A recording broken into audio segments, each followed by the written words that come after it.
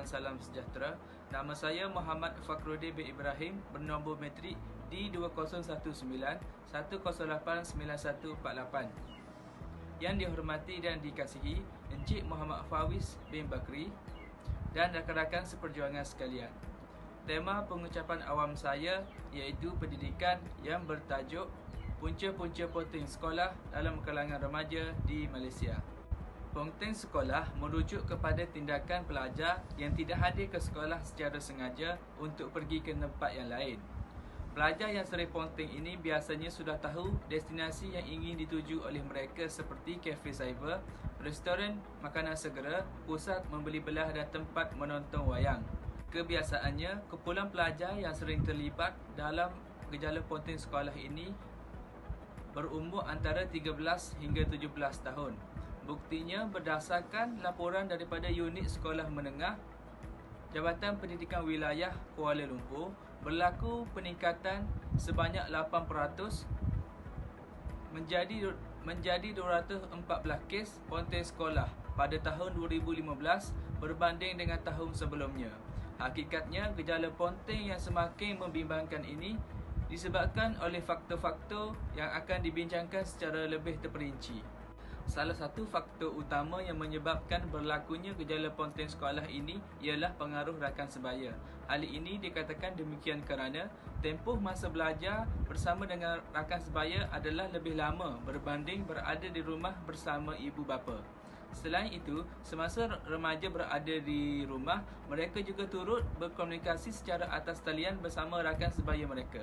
Contohnya, tempoh belajar di sekolah yang agak lama iaitu selama 8 jam telah menyebabkan pengaruh rakan sebaya ini lebih besar daripada pengaruh ahli keluarga dan ibu bapa.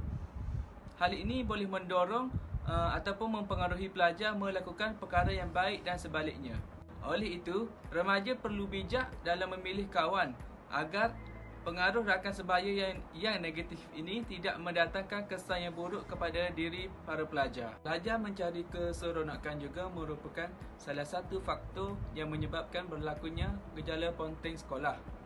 Hal ini dikatakan demikian kerana terdapat dalam kalangan pelajar yang ponteng sekolah dengan tujuan untuk melepak ataupun berkumpul di suatu tempat, terutamanya di pusat-pusat membeli belah, pusat permainan video dan taman-taman rekreasi.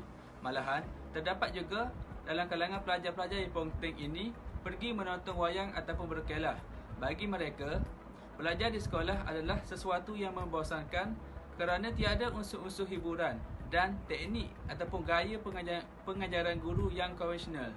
Secara tidak langsung, pelajar-pelajar yang melakukan kegiatan ponteng ini akan ketinggalan dalam setiap mata pelajaran dan sekaligus akan menjejaskan keputusan peperiksaan mereka.